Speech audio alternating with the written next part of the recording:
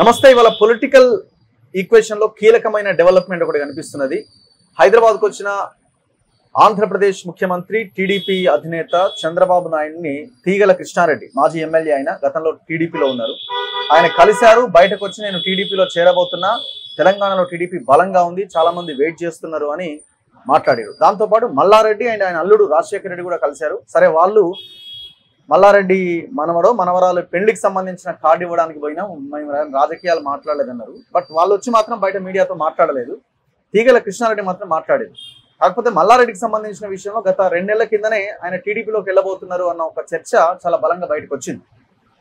ఏం జరుగుతున్నది తెలంగాణలో మాట్లాడదాం. నా ముందు అద్దంకి దయాకర్ గారు నమస్తే. నమస్తే రఘు.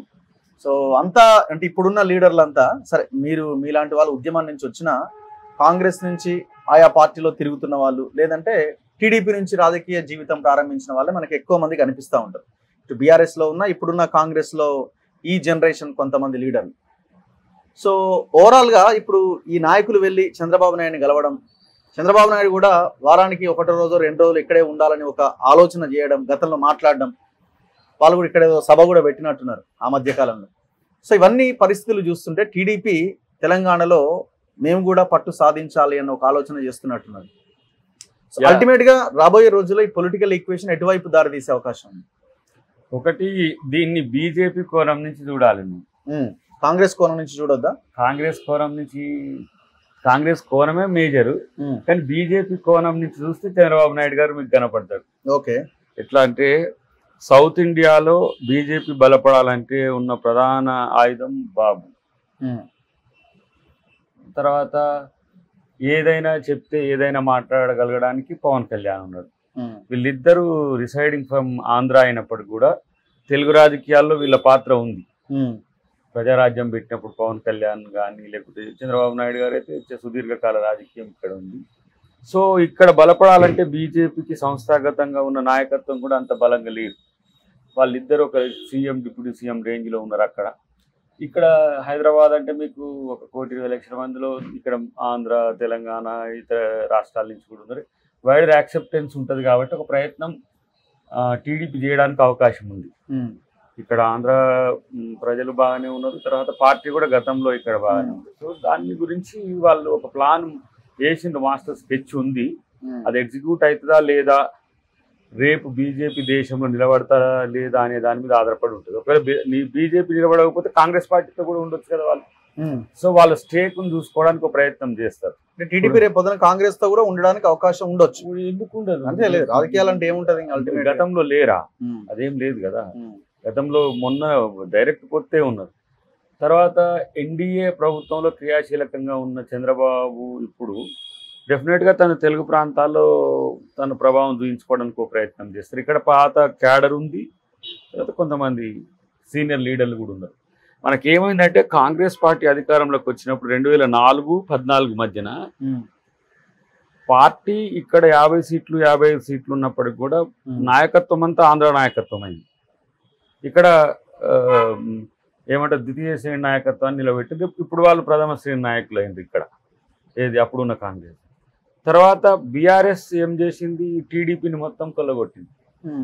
ఇప్పుడు బీఆర్ఎస్ కొలాప్స్ అవుతున్న క్రమంలో వాళ్ళు ఆల్టర్నేట్స్ చూసుకోవాల్సిన అవసరం వచ్చింది. ఓకే. కాంగ్రెస్ కు రాలేని వాళ్ళు డెఫినెట్ గా ఇంకో ప్రత్యామ్నాయం చూడాలంటే బీజేపీలో అంతర్గత పోరు, అది కనబడకుండా కొట్లాడతారు. మేమేమో చేయాలి, దుప్పట్లు తీసి కొట్లాడితే వాళ్ళు దుప్పట్లు మూసుకు కొట్లాడతారు, గిత్తే తేడా బీజేపీ. సో ఆ క్రమంలో కొంత బీసీ వాళ్ళు ఇట్లాంటి వాటి పట్ల కొంత ఏదైనా చంద్రబాబు కన్నేసి ఉంటాడు నేను అనుకుంటున్నా. దాన్ని మళ్ళీ ఇక్కడ చేసేటప్పుడు మళ్ళా ఇది ఒక రకంగా మళ్ళా చంద్రబాబు ఏమంటాం మళ్ళీ ఎంట్రీ కావడానికి ప్రయత్నం చేస్తున్నారు. నా ఈక్వేషన్ ఏంటంటే, నాకు అనిపిస్తున్నది, సో ఇప్పుడు కాంగ్రెస్ లోకి వెళ్ళలేని వాళ్ళు, బీజేపీలోకి వెళ్ళలేని వాళ్ళు, ఎట్లాంటి వాళ్ళు వెళ్ళలేరు? వాళ్ళ మీద ఎక్కువ విమర్శలుండి, ఎక్కువ ఆరోపణలు ఉండి, సో వీళ్ళు మా పార్టీలోకి వస్తే మా పార్టీకి ఇబ్బంది జరుగుతుంది అన్న మల్లారెడ్డి లాంటి వాళ్ళు, ఫర్ ఎగ్జాంపుల్ మల్లారెడ్డి లాంటి వాళ్ళు, ఇంకా కొంతమంది నాయకులు. సో అట్లాంటి వాళ్ళు చంద్రబాబు నాయుడు పార్టీలోకి వెళ్తే రేవంత్ రెడ్డితో ఏ ఇబ్బంది ఉండదు, అటు చంద్రబాబు ఎన్డీఏలో ఉన్నాడు కాబట్టి మోడీతో ఏ ఇబ్బంది ఉండదు. సో సేఫ్ గార్డ్ మనకు ఒక ఆరా అనేది మన చుట్టూ ఉంటుందన్న కోణంలో ఏమైనా లీడర్లు టీడీపీ వైపు వెళ్ళడానికి అవకాశం కలుగుతున్నదా? ఇప్పుడు లీడర్లు ఎప్పుడు కూడా ప్రత్యామ్నాయం వెతుక్కుంటారు. వాళ్ళ సొంత ఏమంటాము వెసులుబాటు కొద్దీ ఉంటారు. పార్టీ ఆలోచన విధానం కంటే కూడా వ్యక్తిగత ఇమేజ్ నిలుపుకోవడానికి కూడా కొంతమంది నాయకులు మీరు చెప్పిన ఇద్దరు పేర్లు కూడా ఇంతకు ముందు సీనియర్ లీడర్లే టీడీపీలో. కానీ ఇప్పుడు పాత లీడర్లో కూడా క్షేత్రస్థాయిలో మీన్స్ నియోజకవర్గాల స్థాయిలో అక్కడెక్కడ ఉన్న వాళ్ళతో కూడా కొంత ప్రయత్నం చేద్దామని అనుకోవచ్చు. కానీ అది మేము బీజేపీ కోణం నుంచే చూస్తాం దాన్ని. టీడీపీ బలపడ్డా, ఇక్కడ ఎవరు మన జనసేన బలపడ్డా, అది బీజేపీ తను ప్రొవోక్ చేయడానికి చేస్తున్న ప్రయత్నం. మొన్న మనోడు వారాయి డిక్లరేషన్ అని తిరుపతిలో చేసింది సౌత్ ఇండియన్ టార్గెట్ చేసి.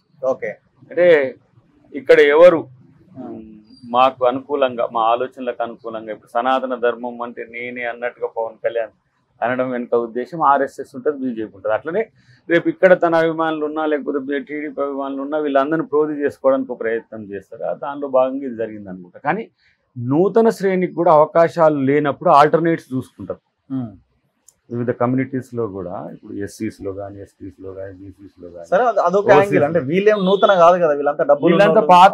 రికవర్ చేసుకోవడానికి ఒక ప్రయత్నం చేసేటప్పుడు మళ్ళీ పిలుచుకుంటారు కదా, దాంట్లో ఒక క్రమం. గతంలో కాసాని జ్ఞానేశ్వర్ గారితో ఒక ప్రయత్నం చేసింది.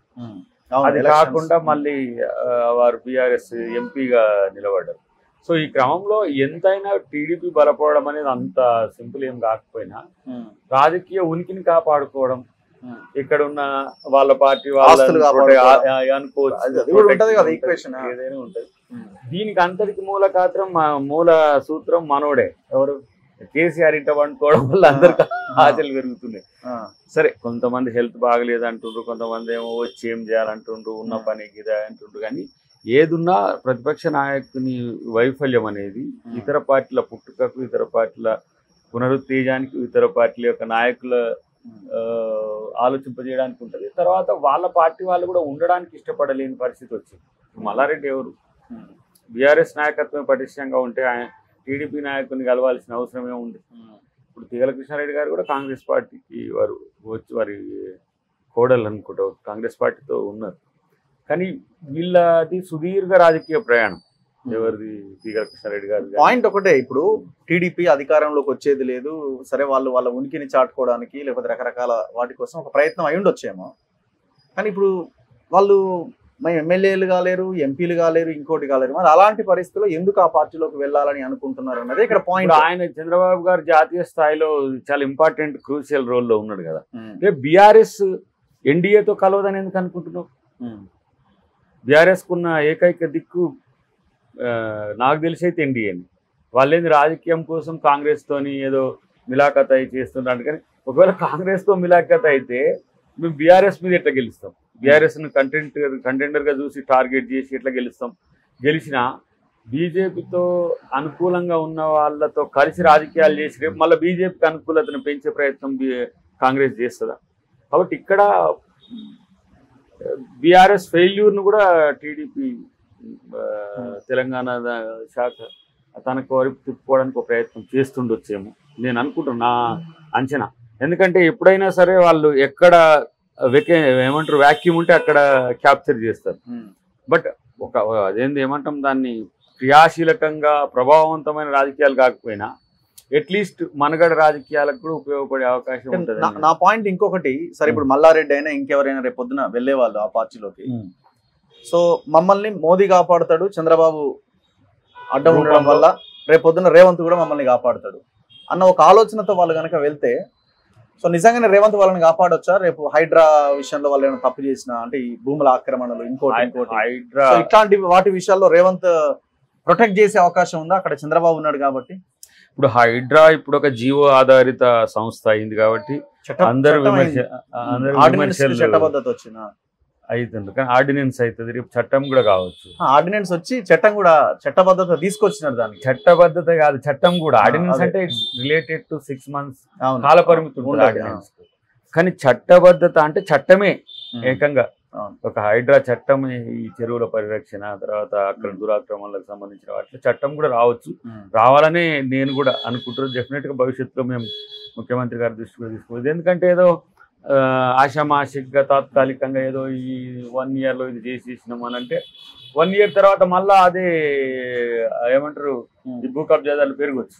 అట్లాంటి పరిస్థితులు ఉండకుండా చేయాలంటే హైడ్రా ఎవరినైనా బేర్ చేయదు. ఇక చంద్రబాబు గారు అడ్డం ఉండరాను, లేకపోతే మోడీ గారు నిలువు ఉండరాను, ఇంకెవరని ఉండదు.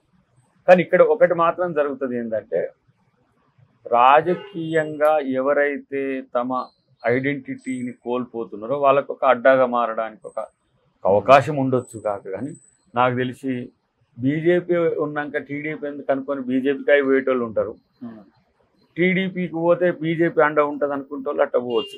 ఈ పడవ ఆ పడవ రెండింటి మీద కూడా ఉండే అవకాశం ఉంటుంది. కాబట్టి ఏదున్నా చర్చకు తావిచ్చే అంశమే తప్పితే క్రియాశీలక ప్రభావం చూపించేది కాదు. అది బీజేపీకి బీ టీమ్గా పనికి రావడానికి టీడీపీ అయినా జనసేన అయినా ఎక్కడైనా దేశంలోనైనా రాష్ట్రంలోనైనా ఆల్మోస్ట్ ఆల్ అక్కడ టీడీపీ ప్రభుత్వం లేకపోతే టీడీపీ జనసేన కూటమి ప్రభుత్వం ఉన్నప్పటికి కూడా అక్కడేమి బీజేపీ ప్రభావం లేకుండా పరిపాలన ఏం లేదు. ఇప్పుడు చూడండి మీరు తిరుపతి ఇష్యూనే, ఇప్పుడు లడ్డూ ఇష్యూ, లడ్డూలో నాణ్యత కోల్పోతే ఇమీడియట్గా ఎవరు బాధ్యులు అవుతారో వాళ్ళు ఇమీడియట్గా జైలు వాళ్ళు. కానీ రాజకీయం నడుస్తుంది. అక్కడనే వారాహి వచ్చింది, అక్కడనే సనాతన ధర్మం వస్తున్నది, అక్కడనే స్టాలిన్ చర్చ వస్తున్నది. అంటే సౌత్కి ఇప్పుడు Tirupati related to Karnataka, Telangana, Tamil Nadu. So ఇక మానవుని కొంచెం తుట్టె కలిపే ప్రయత్నం పవన్ కళ్యాణ్ చేస్తున్నారు. ఆయనను కూడా నేను ఏమనుకుంటా అంటే తన రాజకీయ జీవితం కొరకు బీజేపీకి సరెండర్ అయ్యండి. మనోడు అంతకంటే ఎక్కువ చేయాల్సిన అవసరం లేదు. రేపు పూర్తిగా వారు చంద్రముఖిగా మారినా మనం ఆశ్చర్యపోనక్కర్లేదు. ఏది పవన్ కళ్యాణ్ పూర్తిగా బీజేపీ మాదిరిగానే తను మారినా మనం పెద్దగా ఆశ్చర్యపోనక్కర్లేదు. కానీ ఈయననేమో కొంచెం సైలెంట్గా ఉంటాడు చంద్రబాబు గారు, ఎందుకంటే ఆయన అవసరం కొద్దీ. చంద్రబాబు పార్టీ ఎదగడము, క్రియాశీలకంగా వ్యవహరించడం తెలంగాణకి ఏమైనా ప్రమాదమా? అక్కడ పవర్ లో ఉన్నాడు నాకు తెలిసి ఏం కాదు. రేపటి రోజున జాతీయ స్థాయిలోనే కాంగ్రెస్ ప్రభావం పెరగబోతుంది. రేపు హర్యానా, జమ్మూ కాశ్మీర్ ఎన్నికలు కాదు, రేపు మహారాష్ట్ర కానీ జరగబోతున్న ఎన్నికలు, తర్వాత వాళ్ళు ఏదో 1 నేషన్ 1 ఎలక్షన్ పేరు మీద జమిలీ ప్రయత్నాలన్నీ కూడా బలహీనపడుతున్న ఎన్డీఏ పక్షం యొక్క బలోపేతం కొరకు చేసే ప్రయత్నాలు. కానీ మ్యాక్సిమంగా ప్రాంతీయ పార్టీలు పవర్ ఎటువైపు ఉంటే పవర్ వైపు ఆలోచిస్తారు. ఇప్పుడు కూడా కంపల్షన్లోనే బాబు కానీ లేకపోతే ఇంకెవరు కానీ జాతీయ స్థాయిలో కూడా అటువైపు ఉంటుంది. వ్యతిరేకించి వచ్చిన వాళ్ళు యూపీఏ ఇప్పుడు ఇండియా కూటమితో ఉంటున్నారు.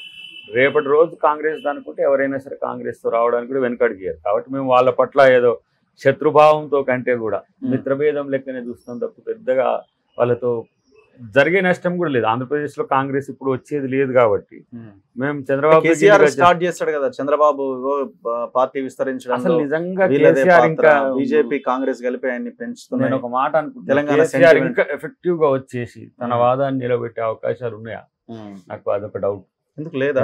మనోడు ఆల్రెడీ సమయం కోసం వెయిట్ చేస్తున్నాడు కాదు, ఆల్రెడీ కేటీఆర్ స్టార్ట్ చేసింది కదా ఇప్పుడు నాదే ఈ వర్షన్ నాదే అని, అంటే బీఆర్ఎస్ 2.0 నాదే అన్నట్టుగా ఉన్నది.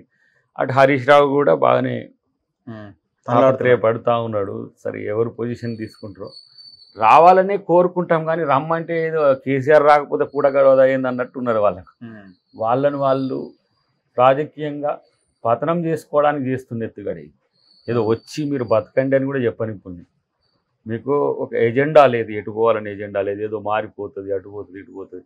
రేపు ఇంకొక ఆయన ఒక పెద్ద ఆయన అన్నాడు, ఇట్లా ఏమో చూసి మీకాయ వస్తాడేమో కేసీఆర్ అని వచ్చి ఏం చేస్తాడు సార్, ఇక్కడికి చేసేది ఉన్నది, ఆయన ఉన్నది ఒక్క ప్రాంతమే కదా, ఇక్కడ ఆయన ఉనికే కోల్పోయింది.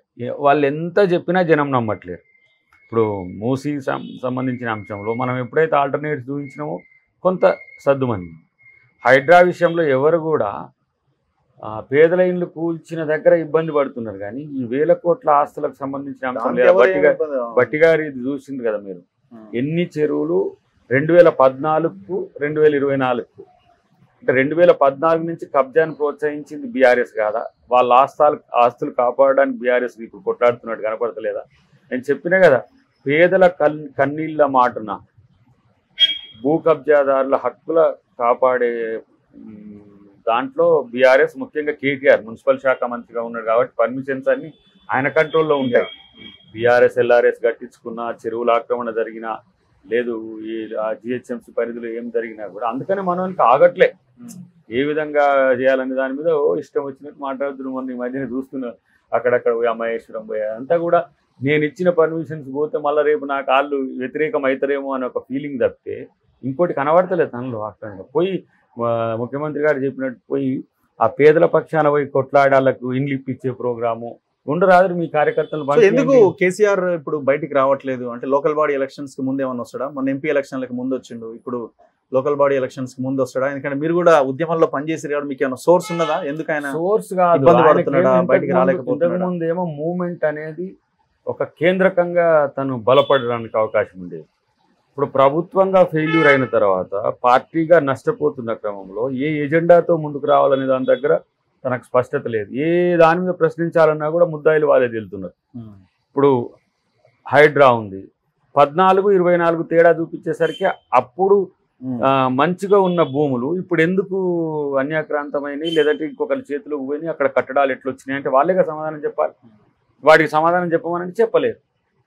ఉద్యోగాలు 2,20,000 ఉద్యోగాలు ఉన్నాయంటే ఇన్ని రోజులు చెప్తే వినలేదు వాళ్ళు ఇప్పుడు చెప్తున్నారు 2,20,000 ఉద్యోగాల్లో మేమే 31,000 అవి ఇచ్చినాం, 10,000 ఇది ఇచ్చినాం. మరి సర్టిఫికెట్లు ఇవ్వడానికి ఏం బీకింది? అంటే అధికారంలో రాకపోతే వాటి తీసి పక్కన పడేద్దామని, అధికారంలోకి వస్తే వాటి తీసి పక్కన పడేద్దామని. సో ఏది చూసినా కూడా అది పబ్లిక్ డిస్ట్రిబ్యూషన్ సిస్టమ్ నుంచి మొదలు పెడితే, ప్రాజెక్టుల నుంచి మొదలు పెడితే అన్నిటిలో ముద్దాయిగా ఉన్నారు. కాబట్టి ఇంకా ఈ ప్రభుత్వానికి వ్యతిరేకత వస్తే మనం బతుకుదామనే ఒక దింపుడుగల్ల ఆశంతో ఉన్నారు. కానీ వాళ్ళకే వాళ్ళ పార్టీనే ఇట్లా వేరు పార్టీలన్నీ పుట్టుకొచ్చే అవకాశం పెరిగేసరికి ఆలోచనలో పడి ఉంటారు. బట్ ఏదేమైనా విపక్షం బలంగా లేకపోవడం ఇవాళ అధికార పక్షానికి కాదు ప్రజలకు నష్టం జరుగుతుంది. అది ఆలోచించుకుంటే వాళ్ళకి మంచిది, లేదంటే వదిలేద్దాం, మనకెందుకు. Thank you very much Dayakar గారు. Thank you. సో ఇది అద్దంకి దయాకర్ గారితో తెలుగుదేశం పార్టీ మళ్ళీ పునర్వైభవం సాధిస్తుందా లేదా, మల్లారెడ్డి అండ్ తీగల కృష్ణారెడ్డి ఎందుకు చంద్రబాబుని కలిశారు, తీగల ఎందుకు టీడీపీలోకి వెళ్తున్నారు, వీటిపైన చిన్న విశ్లేషణ చూస్తూనే ఉండండి మన తొలి వెలుగు.